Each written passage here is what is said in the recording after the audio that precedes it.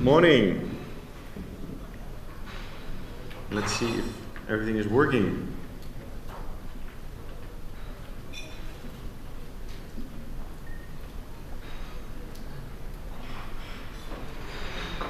Awesome. So, are you looking forward for today? Who's looking forward for today? Come on, guys.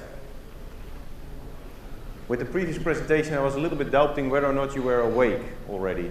So, I should ask you to raise up and then sit down or not? Let's keep it. So today, I think will be a lot of presentations about the techniques, about the tools we can use to bring our software faster to production. But from my point of view, if you look at DevOps, it's just a part of a bigger movement. If you look to DevOps, it's not only using tools and probably using new environments like the cloud environments that support your applications, but it's about transforming organizations. And today I want to share with you 4 different principles that I've seen, that I've discovered in the organizations I work for, that drive the transformation of an organization and ultimately that helps you to bring software faster to production. Because that's where it's all about. That's why we need DevOps. That's why we need this movement, this change in our organizations, bringing software faster to production. So a little bit about myself. I've worked for ING. This is my lovely family, by the way. And this is in the Netherlands. Who of you has twins? No twins? 1 twin? 2? Cool, aren't they? Yeah? So my twins are 8 years old. And we tried a little bit of continuous delivery with the kids as well. Yeah? So the first was a batch. Yeah? So there were 2 children. And that was not correct. Yeah? So then we was just starting with Agile. And then we tried to improve both the batch size. So we moved to 1. No, I'm just kidding. So today I want to share a lesson I've learned at ING when I was a team manager there of several DevOps teams and when I was a coach at other companies trying to transform organizations into, let's say, a much faster software engine. And for me, when you talk about DevOps, it's kind of like the drum in the orchestra. Yeah, so when you look to DevOps, it's not that special. It's just putting the development engineers and the operations engineers next to each other. Make them shared, responsible for the code that is running in production, the code that is created. And I mean, DevOps is not that special. It's just you and me sitting together working on software. It's just you and me sitting together to deliver the features that our customer needs. And it's not something special. I mean, there are no other developers or other operations engineers in our organizations. They just behave different. And it's like the drum in the orchestra. It's somewhere in the background. But if you're listening to an orchestra without a drum, if there's music played which needs a drum, and you take out the drum, I mean, the music starts becoming boring. The rhythm is gone, and all these kind of basic foundations that are needed. So DevOps for me is really putting the people together, but it's in the back. There are a lot more stuff to discover and a lot more ideas to improve. And today I want to share with you 4 principles. And what I believe, so when you saw the quote of Jess Humble, it's about continuous improvement. And one of the things that is important by continuous improvement is that you try to visualize everything that's happening in your organization. And you can do that on different levels. It's from, let's say, the application level or the infrastructure level all the way towards the management level.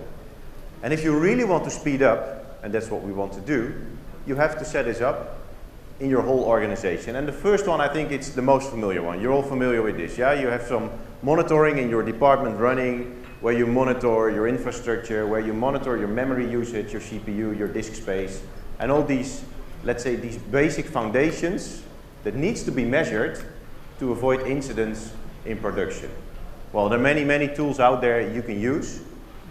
And for me, this is really helpful. So I think it was 2 years ago that we started in my teams, in the DevOps teams, with starting to measure the infrastructure. And before we had a special infrastructure team who was taking care of that. But my teams were not aware what the impact was of changing their applications on the environment. So as soon as we put a monitor and a dashboard in the room where the teams were sitting, they become aware what the usage was during the day, during the week, during the month of their application, what their application behavior was on the underlying infrastructure. And this is really crucial because they should start understanding that if they build a new API or if they start using a new database technique, that there's a lot more underneath which will be impacted. And having this in your room will help you to get an understanding and to start the cycle of improvement. So this is, in my opinion, the most basic layer. Who of you is monitoring this already? Infrastructure, memory, CPU, whatever, all of you. Great. So then you have, so let's say we start at the infrastructure, and then there's another layer, in my opinion, that should be monitored as well. So what we do at the company where I'm working now, XebiaLabs, but also at ING, we also monitor our own continuous delivery pipelines, our own CI process. So there's a huge monitor again on the wall. It's actually the same monitoring repeating. And when I come in in the morning, I see what happened during the nightly build process. During the day, you see how good and stable the CI process is. And this is crucial because teams should have a short feedback cycle on their CI process as well. Because their CI process, or the CD process, continuous integration process, is becoming their primary process. So having feedback on that is crucial to improve. Yeah? So a few weeks ago, the dashboard was almost red. Yeah? So there were no successful CIs. Then you have to pull the brake. Yeah? Then you have to go back into your pipeline, into your code, to improve your code coverage, probably change your testing or your test data, so the CI process becomes green again.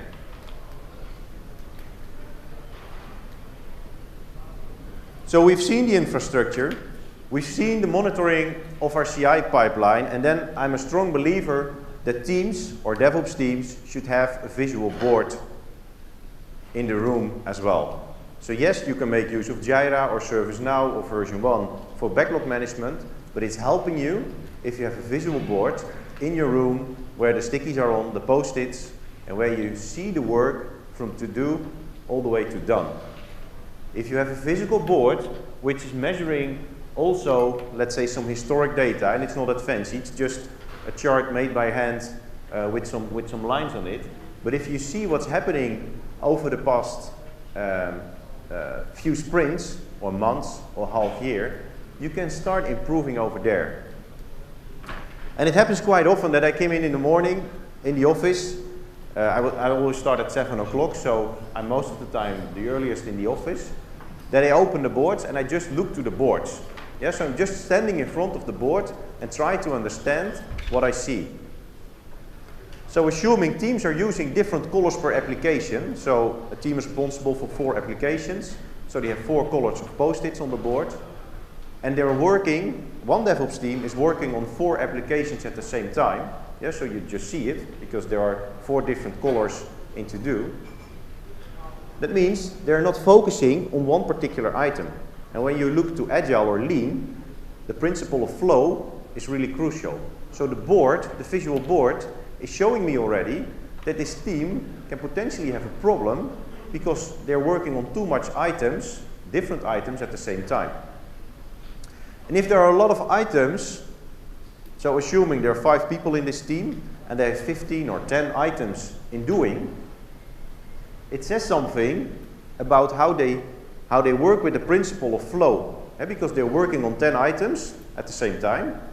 So today they work for 20 minutes on this task, and then they switch to another task. They work for an hour on that task, and they switch back. And it's time consuming. So having a board, observing it, helps you to start the improvement cycle with your team. And then you can start asking questions. And I'm also a big fan of putting the incidents at the bottom part of your board. So it's both the stories that are related to the new items, as well as having the incidents on the board. And why is it good? Because if it starts taking more and more room on the board, so if you have to hire the bar for the incident, that means that you have to spend more time on incidents than on building great features. So I was always challenging my teams to lower the bar for the incidents. So make the physical part on the board smaller and smaller, and that triggers them to think about how can I improve my application. So that's the third layer. And then there's and that's probably what you've discovered as well. Yeah. So a lot of organizations, they said, yeah, we go DevOps, we do Agile, and they bring in some coaches for Scrum and some coaches for continuous delivery, and they give you some new tools. And then you might think, well, guys, but if we have to change as an organization, what are you as senior manager doing? Are you also changing your behavior, or are you still pushing these big projects into our organization? Are you also more listening carefully to us, or do you still continue as senior management with your old behavior? So what we did with the management team I was participating in is we said, well, if the teams start using visual boards, if we ask them to become transparent, we also, as management team, should transform ourselves. We cannot continue how we worked before, and from the teams ask to change. So what we did is we start with a visual room. The Japanese word for it is obeya. So if you Google on it, obeya, you will find many examples. And it's just a physical board where we started every morning at 8 o'clock with the management team, where we discussed the actual state. And more important, in that room, we have one wall, which was really the wall where we tried to execute the strategy. So in that wall, we had a long-term plan, both about the delivery and the transformation of the organization. And we use this every Monday to have the conversation as management team, how are we going to transform our teams, our organization. And also we as management team took actions from the long-term plan and we put them on the week board, where we had a daily stand-up as management team discussing what needs to be changed. And in this room, what's also very important, we had a lot of metrics that we used to steer the organization. So we said to our teams, guys, if you really want to focus on value delivery, then please start building applications instead of creating progress reports and a lot of status reports. So at a moment in time, it was 2 years ago, we as management team decided we stop with writing progress and status reports. We have to set up a cycle in our organization where the visual boards, where Jira, the other backlog management tools helps us to understand where we are. We have to train the teams to become predictable, and then we don't need any longer progress reports. And that was really, I think that was really a strong message to the teams as well, because then who likes to write progress reports who are never opened even by the management? That's what's happening, guys. We're writing a lot of progress reports. Yeah, put a funny sentence somewhere in chapter 2 of that progress report saying, hi guys, free cake at 12 or something. They will never read it. Yeah, so you should really ask yourself why I'm asking and why I'm sending these progress reports. And can I transform my organization towards a situation where we just start coding and where we set up pipelines with the data automatically generated for the management and for the organization. So these 4 layers really helped us to start understanding the organizational behavior, the team behavior, the development behavior, and the infrastructure behavior. And all these layers together are, in my opinion, crucial to start the transformation of your organization.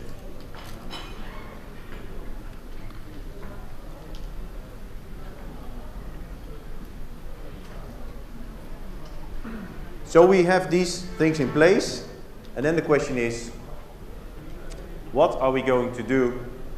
What are DevOps teams discovering as soon as they become DevOps teams? And what I've discovered is that if you start working together, so if you have the development engineers and the operations engineer just sitting at one table, they start realizing, at least what I discovered in my teams, they start realizing that from the laptop of the development engineer and the coding GitHub, all the way towards the deployment in your production environments are not two separate processes. It's just a continuous process. Yeah? And there's some Q&A guys in between, and there's a stupid release manager who wants to press on the button before the release can go to production, and the manager who wants to do whatever.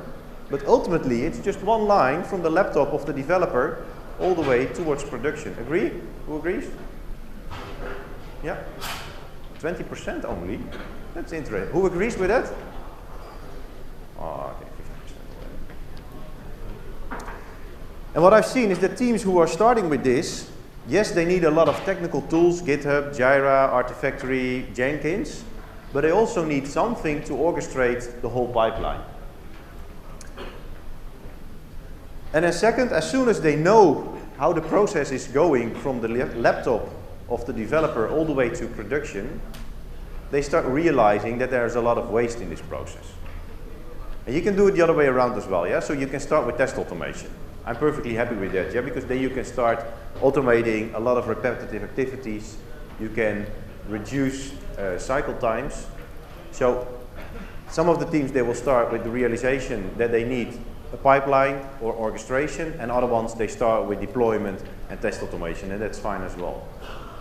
And teams who start realizing, well, can we automate, and can we automate as much as possible, they start reducing the cycle time. And what I've seen and what I've learned is that there's a, let's say, a distinction between the type of applications you're building. So teams who are more focused, let's say, on the web applications with the APIs and all these new modern technologies, for them it's quite easy to start with automation. The CI process is not that difficult. But I mean, there are definitely guys from banking, from telecom, from insurance here in the room. If you're working, let's say, within a bank, you all know there are a lot of vendor applications. Yeah? And the vendor is only shipping once or twice a year. And doing test automation and automated deployment on these type of applications is way more difficult than the fancy guys in the front end with the APIs. So having a good regression test set on a monolith where you use only 10% is very difficult to set up.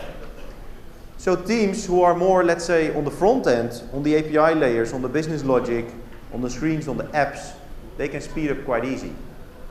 But teams who are dealing with data warehouses, with these huge vendor applications, they need more time. And the transformation there is going more slowly. I mean, you don't have control over the source itself, because the application is developed at the supplier side. Yeah? So you just receive a package you have to install and configure. And you're not sure what the code coverage was or what the quality was at the supplier side. And this is quite hard. So teams who are working with vendor applications, they can start with a transformation towards continuous delivery. What I've discovered is that at a moment in time, they really feel the need to go even further backward towards the supplier side, and they start asking questions to the supplier. Guy, what's your code coverage? What are you doing for performance testing? Every time you ship a new vendor package, the performance is horribly bad. How is your version control? Every time when you deliver a new package, there are bugs from 2 or 3 releases ago back into the product. Do you have version control in place? So teams who are having a vendor package, well, they have it very difficult because they're missing a part of the development cycle. Yeah, they just do configuration and run it. So the main question where you can think about today is, if you really want to become a DevOps Agile organization, how much of these vendor packages should you have in your IT landscape? And that's really a question I was asking myself and the teams we were discussing it. Should we get rid of these vendor applications and just build our own applications? Well, let's touch upon that topic a little bit later. So far, so good? Questions? No? So the result of this, and I've really seen these teams, yeah? So there will be people in the room probably who say, well, that's not possible. But what I've seen is that there are teams who are able, at the end, to push their software in just 30 minutes from the machine of the developer all the way to production. And yes, these are not these complex vendor applications, because that takes a little bit longer. But if you're developing APIs, I'm really sure you can reduce your automated testing, your manual testing, and all the manual steps in between to 0.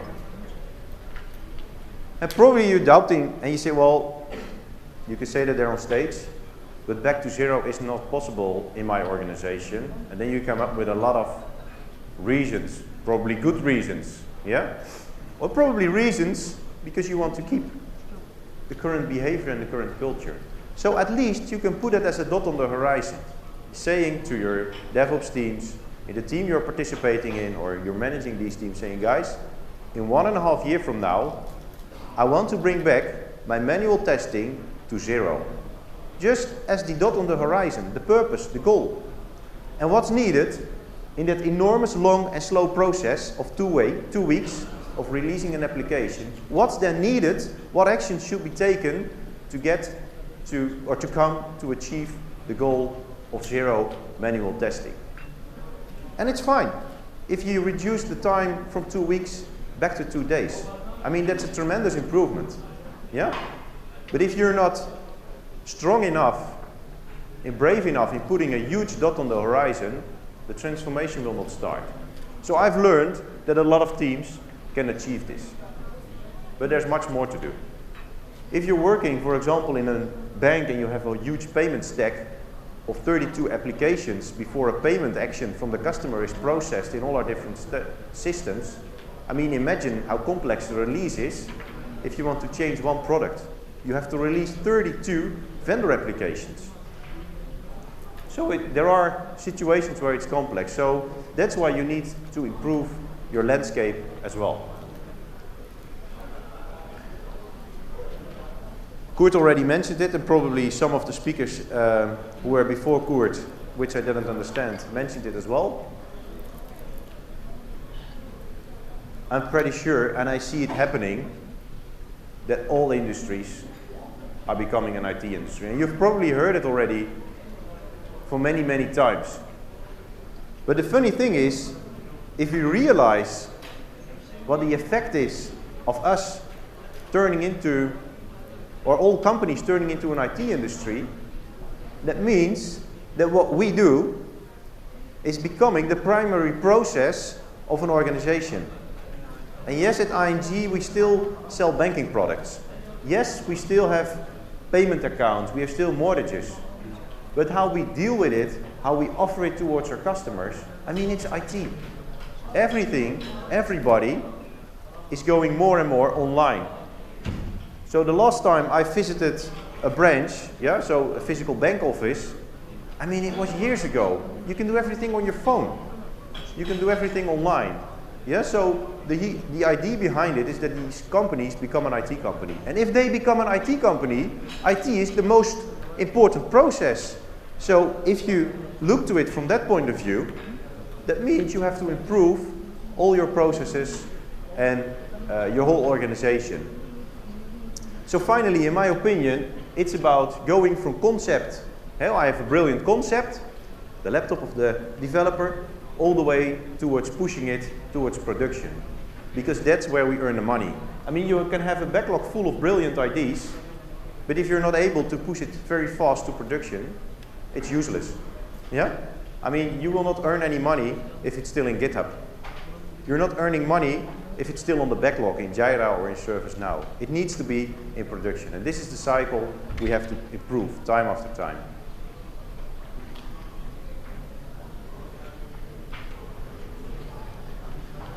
So I believe that your CD, your continuous delivery pipeline, or your CI process is your primary process. And that's why I think it's important to start measuring and to make it visual. I've shown you the board of our monitoring on our CI process.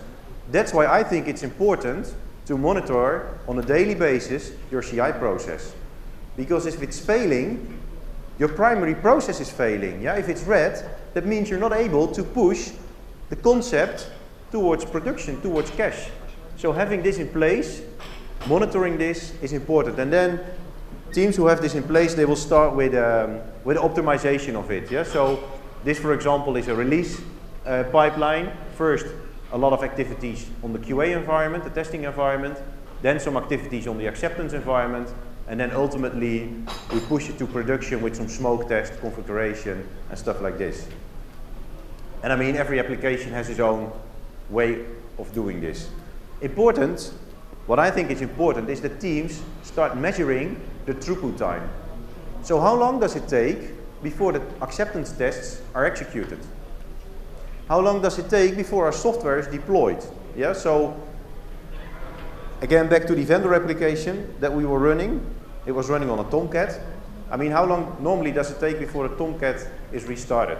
12 seconds, 45 seconds, in the most worst scenario, 2 minutes. My Tomcat server needs 45 minutes to restart. Guess what's the impact on your primary process, your IT process? Teams are not used to deploy new versions, because if they have to wait for 2 hours before a new version of the software is deployed in their testing environment, they only can do it once a day. So the rapid cycle there cannot take place because it takes 45 minutes. So having data on which steps take long and take short, it helps you to improve. And what we discovered in the beginning, the business was always complaining IT is not fast enough. You recognize that? That the business is complaining IT is not fast enough? Yeah, a few hands. Yeah, come on guys, raise hands. All of you have discovered these discussions. The funny thing is, when we moved towards continuous delivery and when we start visualizing our pipelines, we discovered that our part just took 2 hours. And then there was, guess what, a waiting time, sometimes of 2 weeks, where the business said, well, yeah, I'm not able to execute the acceptance test, I'm busy, I have these activities to execute first. I mean, 2 hours versus sometimes 2 weeks, yeah, most of the time it was 2 days. Then they can say, well, yeah, you have to improve your process, but if acceptance testing takes 2 days, then you have to go together and see, well, what are the typical tests you execute with acceptance testing, and let's see if we can bring in more automated tests to cover your GUI testing or whatever testing, to reduce ultimately the cycle time. So what we've seen is that we have to visualize all our activities in our organization, from infrastructure towards management. We've seen that teams who start with DevOps have a need for automation. And the funny thing is that as soon as teams start optimizing the process, their continuous delivery pipelines, is that they realize that their application landscape is most of the time holding them from really going fast forward. So going back to the monolith from our vendor, it was simply not possible to release every month because we only get a delivery once every year, twice a year. Going without any manual testing towards production also means that there shouldn't be any technical dependencies between the different applications. So if you want to improve your whole pipeline and want to speed up the process, I think the third step is that you have to look into your landscape, into your architecture, and see if you have to improve your architecture, your landscape. See if you have to make firm decisions of getting rid of these old legacy applications and build them yourself. And this is really needed if you want to become a DevOps or an Agile organization.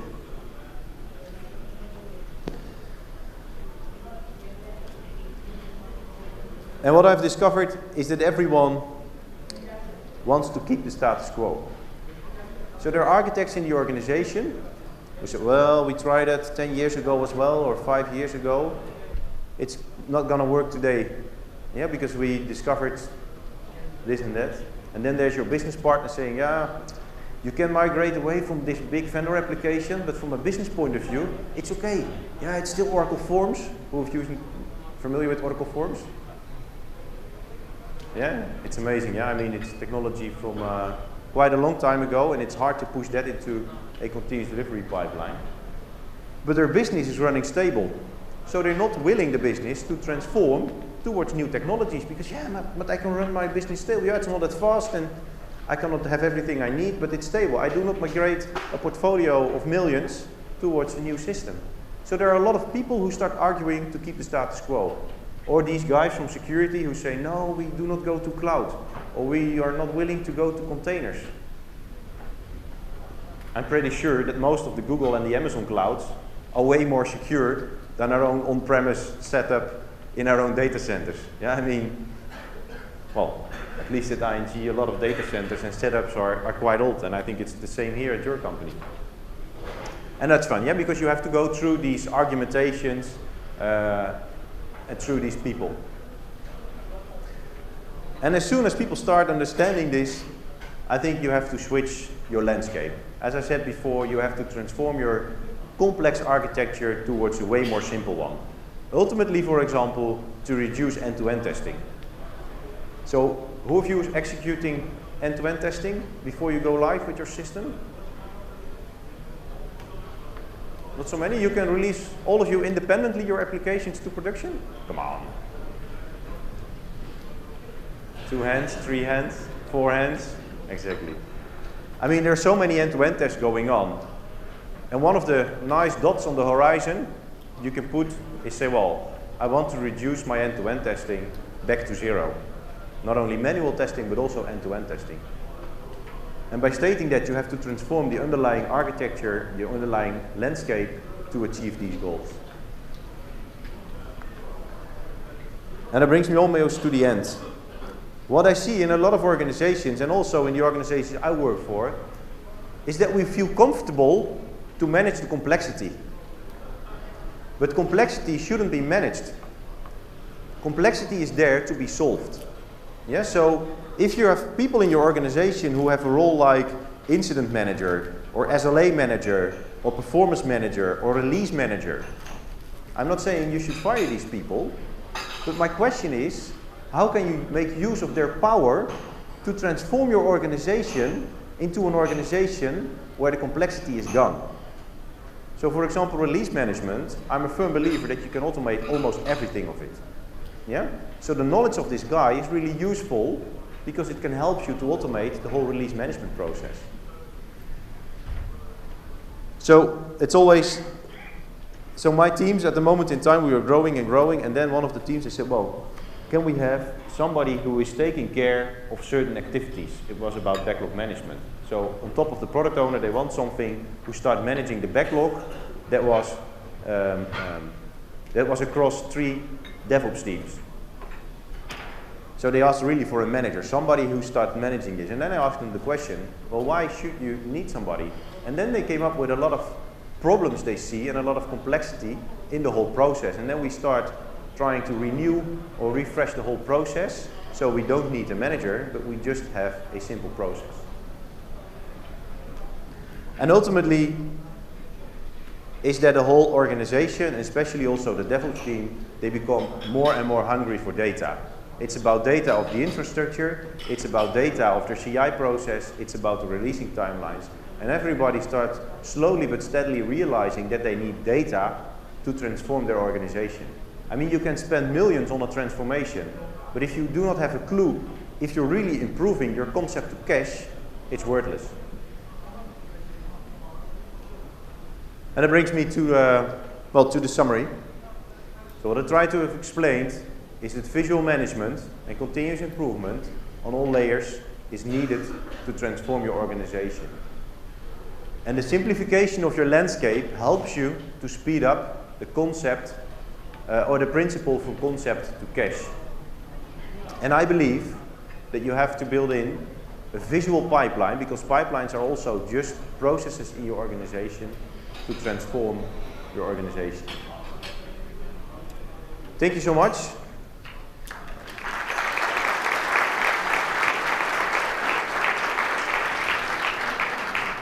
Is there still room for a few questions? Yeah? Yeah?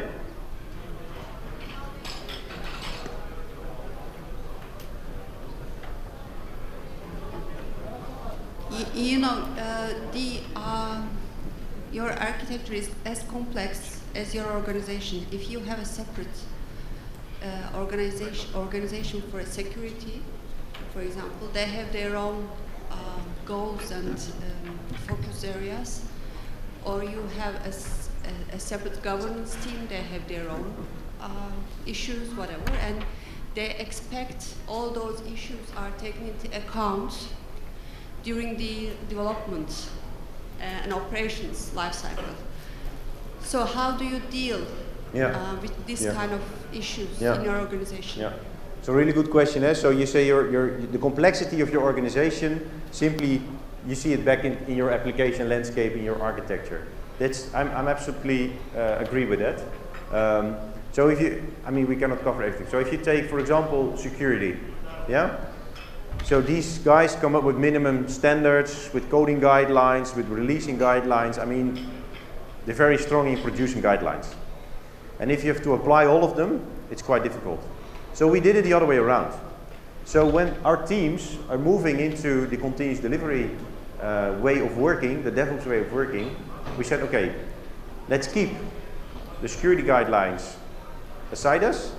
We asked a few of these guys into our team, and we really start renewing the whole process. Because of, for example, a lot of formal approvals were based on principles of 5, probably 10 or 15 years ago. I mean, imagine if you have a pipeline which cannot be changed during release, and there are a lot of automated tests included, and the evidence or the outcomes of the test are stored separately on a drive or whatever. I mean, then you have all the evidence in place from an audit point of view. So we were really asking them, well guys, if this is the process, what needs to be there? And not what needs to be there in the old way of thinking, but what was the idea behind the idea?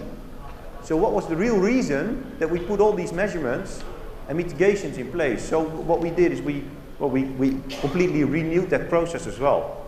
And the minimum standards, they were like this. And at the end, the minimum standards were like this. Yeah? So that means that you have to, or you can use your pipeline as well to cover all these compliancy stuff. Yeah, so the 4I principle, for example, so somebody who was changing the code is not allowed to push it to production. You can easily manage it. I mean, it's already there in GitHub with peer review. Yeah, if you merge to master, there can be a forced peer review. But you can also build it into your release orchestration tools. So that old way of thinking is simply automated. And that's my goal as well. Yeah, so thinking about security, it's not saying, well, yes, we have to comply. I mean, you're a bank or an insurance company, or you're dealing with personal data, so it needs to be secure. But try to rethink it all the way back until you have a moment that you can automate it. Yeah? Last question?